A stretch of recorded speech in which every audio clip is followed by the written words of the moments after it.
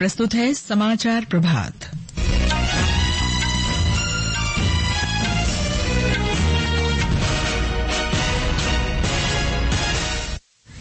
America के पूर्व राष्ट्रपति डोनाल्ड ट्रंप रिपब्लिकन पार्टी के आधिकारिक उम्मीदवार घोषित। ओहायो के सेनेटर जेडी वेंस उपराष्ट्रपति पद के उम्मीदवार होंगे। विदेश मंत्री एस जयशंकर आज से मॉरिशस की 2 दिन की यात्रा पर। सर्वोच्च न्यायालय ने अडानी हिंडनबर्ग मामले की जांच के लिए विशेष जांच दल गठित करने के अपने 3 जनवरी के निर्णय के विरुद्ध दायर समीक्षा याचिका खारिज की। देश के पश्चिमी तट और गुजरात में तेज बारिश का अनुमान। अफगानिस्तान के नंगरहार में अचानक आई बाढ़ से 35 लोगों की मृत्यु, 250 लोग घायल। और स्वीडिश ओपन टेनिस के पुरुष सिंगल्स में भारत के सुमित नागल और स्वीडन के एलियास यमीर के बीच मुकाबला आज। समाचार प्रभात के साथ मैं कनक लता। अमेरिका के पूर्व राष्ट्रपति डोनाल्ड ट्रंप को रिपब्लिकन पार्टी के राष्ट्रपति उम्मीदवार के रूप में आधिकारिक तौर पर नामांकित किया गया है। कल रात रिपब्लिकन नेशनल कमेटी के प्रतिनिधियों से बहुमत हासिल करने के बाद उनका नामांकन आधिकारिक हो गया। वर्ष 2016 में जीतने और 2020 में राष्ट्रपति जो बाइडेन से हारने के बाद ये श्री ट्रंप का लगातार तीसरा नामांकन है। अमेरिका में राष्ट्रपति पद का चुनाव इस वर्ष नवंबर में होने जा रहा है। श्री डोनाल्ड ट्रंप ने घोषणा की है कि ओहायो के सेनेटर जेडी वेंस उपराष्ट्रपति उम्मीदवार होंगे। वे एक पूर्व वेंचर कैपिटलिस्ट और आत्मकथा हिलबिली एलेजी के लेखक हैं। सेनेटर वेंस को चुनकर श्री ट्रंप ने ये दिखा दिया है कि वे अगले चुनाव में पेंसिल्वेनिया, मिशिगन और विस्कॉन्सिन जैसे राज्यों पर ध्यान केंद्रित कर रहे हैं। विदेश मंत्री एस जयशंकर आज से मॉरिशस की 2 दिन की यात्रा पर जा रहे हैं। वे मॉरिशस के प्रधानमंत्री प्रविंद कुमार जुगनौथ से मुलाकात करेंगे। विदेश मंत्री मॉरिशस के वरिष्ठ मंत्रियों के साथ द्विपक्षीय बैठक भी करेंगे। इस दौरान दोनों पक्षों के बीच आपसी संबंधों पर व्यापक चर्चा होगी। इस यात्रा से भारत और मॉरिशस के बीच संबंध प्रगाढ़ होंगे और भारत की पड़ोसी प्रथम नीति, सागर दृष्टिकोण और ग्लोबल साउथ के विचारों के महत्व को बल मिलेगा। सर्वोच्च न्यायालय ने अडानी हिंडनबर्ग मामले की जांच के लिए विशेष जांच दल गठित करने के अपने पिछले निर्णय के विरुद्ध दायर समीक्षा याचिका खारिज कर दी है। समीक्षा याचिका पर विचार करने के बाद मुख्य न्यायाधीश डीवाई चंद्रचूड़, न्यायमूर्ति जेबी पारदीवाला और न्यायमूर्ति मनोज मिश्रा की पीठ ने कहा कि रिकॉर्ड में कोई त्रुटि स्पष्ट नहीं है। अपने पिछले आदेश में शीर्ष अदालत ने कहा था कि organised crime and corruption reporting project OCCRP और हिंडनबर्ग रिसर्च जैसे तीसरे पक्ष के संगठनों द्वारा तैयार की गई रिपोर्ट को निर्णायक सबूत नहीं माना जा सकता है। अदालत ने कहा कि मामले के तथ्यों में भारतीय प्रतिभूति और नियामक बोर्ड सेबी से जांच स्थानांतरित करने की आवश्यकता नहीं है। सर्वोच्च न्यायालय ने राष्ट्रीय परीक्षा एजेंसी द्वारा दायर याचिकाओं पर नोटिस जारी किया है। इसमें राष्ट्रीय पात्रता प्रवेश परीक्षा नीट यूजी पेपर लीक से संबंधित राजस्थान उच्च न्यायालय में लंबित याचिकाओं को शीर्ष अदालत में स्थानांतरित करने की मांग की गई है।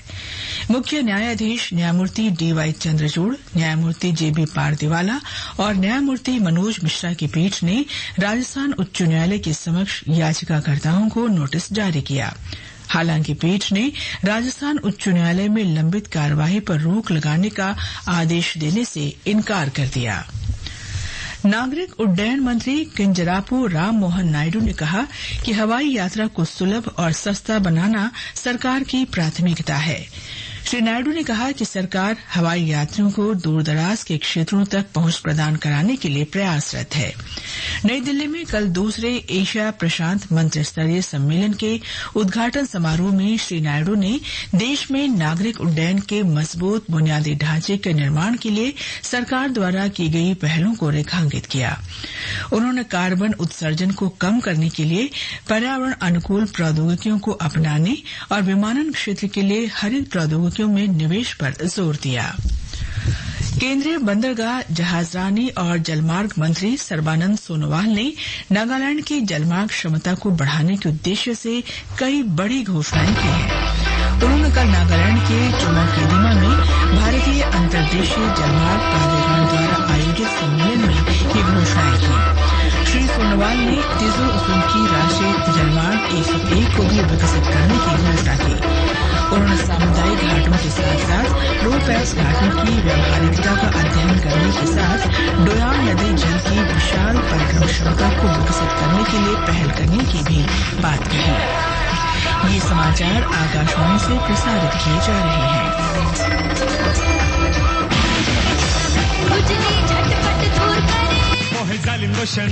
वही नाम वही काम, कुछ भी नहीं बदला। चर्म रोगों का दुश्मन जालिम लोशन। समाचार प्रभात में आपका फिर स्वागत है। भारत का वस्तु और सेवा निर्यात जून महीने में 5.4% बढ़कर 65.47 अरब अमेरिकी डॉलर हो गया है।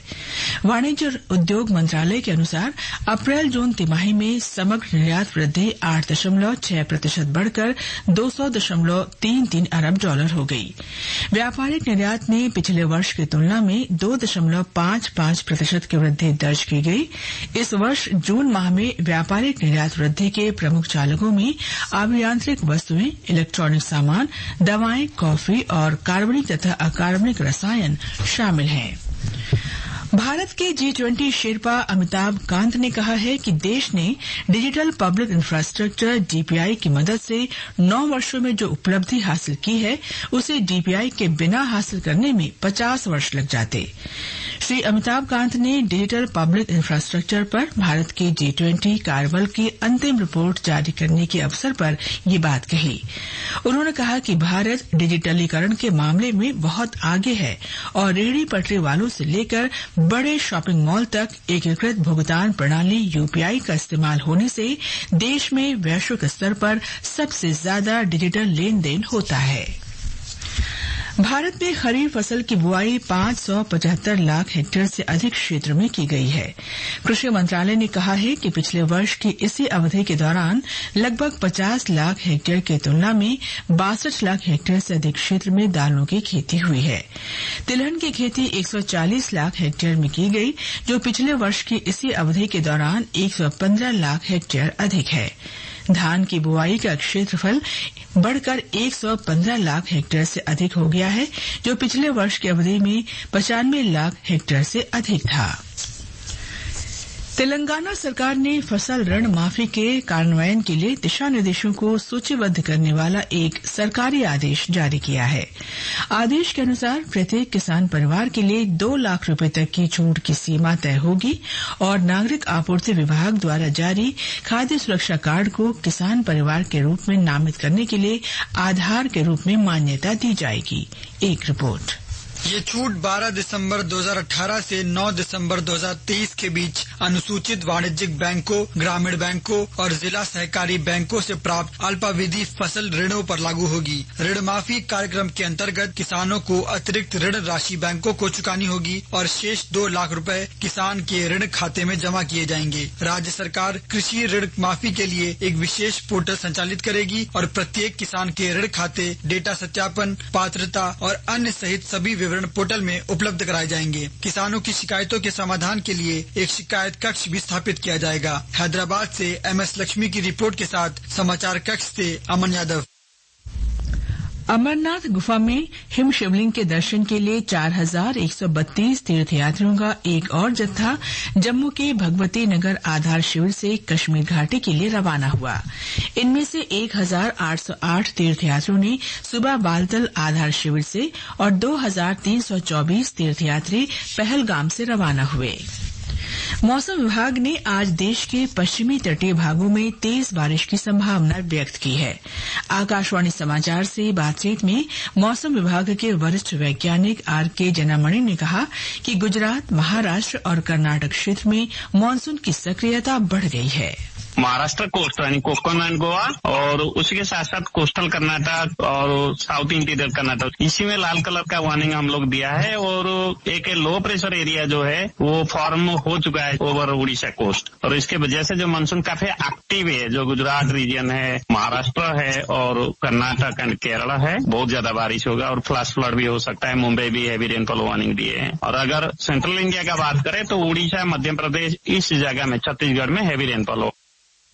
दक्षिणी गुजरात के विभिन्न हिस्सों में पिछले 2 दिन से तेज वर्षा हो रही है। सूरत, भरूच और नर्मदा जिलों में पिछले 24 घंटों के दौरान मूसलाधार वर्षा हुई है।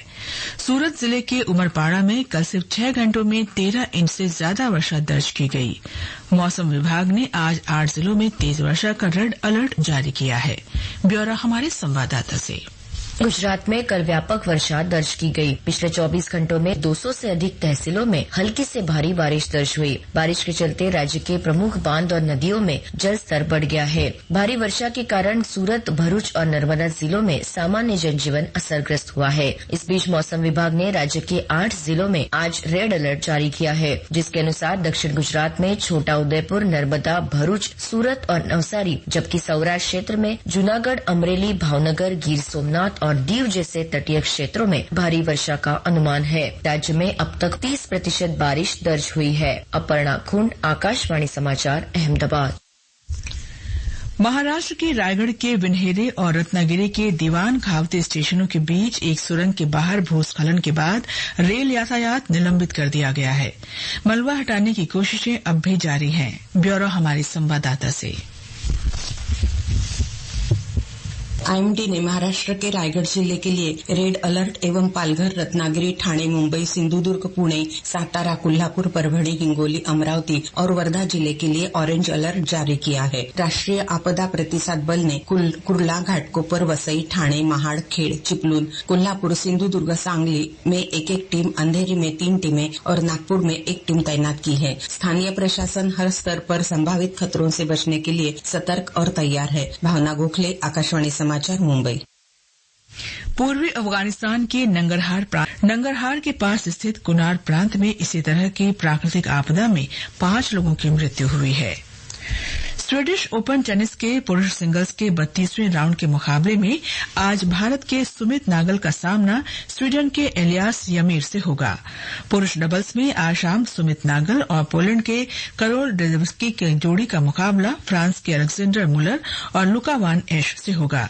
सुमित नागल ने सीजन में 2 चैलेंजर खिताब जीते हैं। ये समाचार हमारी वेबसाइट newsonair.gov.in/hindi पर भी उपलब्ध हैं। और अब आज के समाचार पत्रों की सुर्खियों के साथ है आकर्षिता सिंह। धन्यवाद कनक। भोजशाला परिसर मामले में पुरातत्व सर्वेक्षण विभाग द्वारा मध्य प्रदेश उच्च न्यायालय को रिपोर्ट सौंपे जाने और पूर्व राष्ट्रपति डोनाल्ड ट्रंप पर हमले से संबंधित खबरें आज अनेक अखबारों की सुर्खियां हैं। पुरातत्व सर्वेक्षण विभाग की 2000 पन्नों की रिपोर्ट के हवाले से अमर उजाला लिखता है, वाग्देवी की खंडित प्रतिमा और कई शिलालेख मिलने का दावा। जनसत्ता लिखता है, भोजशाला में ब्रह्मा, गणेश और नरसिंह की मूर्तियां। हिन्दुस्तान की सुर्खी है, मंदिरों के अवशेष से बना भोजशाला परिसर। पंजाब केसरी ने लिखा है, अगली सुनवाई 22 जुलाई को। नवभारत टाइम्स की खबर है, जानलेवा हमले में ट्रंप ने कान का एक हिस्सा खोया, पहले इंटरव्यू में कहा मौत तो तय थी। अमर उजाला ने इस हमले के बाद ट्रंप के पक्ष में बड़ी सहानुभूति पर लिखा है, सर्वे करने वाली एजेंसियों का दावा, आज हो चुनाव तो भारी बहुमत से ट्रंप बनेंगे राष्ट्रपति। सीबीआई की प्राथमिकी को चुनौती देने वाली कर्नाटक के उप मुख्यमंत्री डीके शिवकुमार की याचिका खारिज होने की खबर वीर अर्जुन, अमर उजाला, जनसत्ता और राष्ट्रीय सहारा के पहले पन्ने पर है। एम्स में जल्द ही कराई जाएगी चेहरा प्रत्यारोपण की सुविधा, दैनिक जागरण के बॉटम स्प्रेड पर है।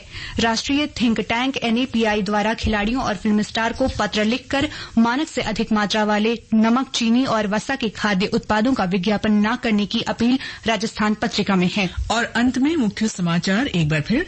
अमेरिका के पूर्व राष्ट्रपति डोनाल्ड ट्रंप रिपब्लिकन पार्टी के आधिकारिक उम्मीदवार घोषित। ओहायो के सेनेटर जेडी वेंस उपराष्ट्रपति पद के उम्मीदवार होंगे। विदेश मंत्री एस जयशंकर आज से मॉरिशस की 2 दिन की यात्रा पर। सर्वोच्च न्यायालय ने अडानी हिंडनबर्ग मामले की जांच के लिए किसी भी विशेष जांच दल गठित करने से इनकार करने वाले अपने 3 जनवरी के निर्णय के विरुद्ध दायर समीक्षा याचिका खारिज की। और देश के पश्चिमी तट तथा गुजरात में तेज बारिश का अनुमान। इसके साथ ही समाचार प्रभात का ये अंक समाप्त हुआ। नमस्कार।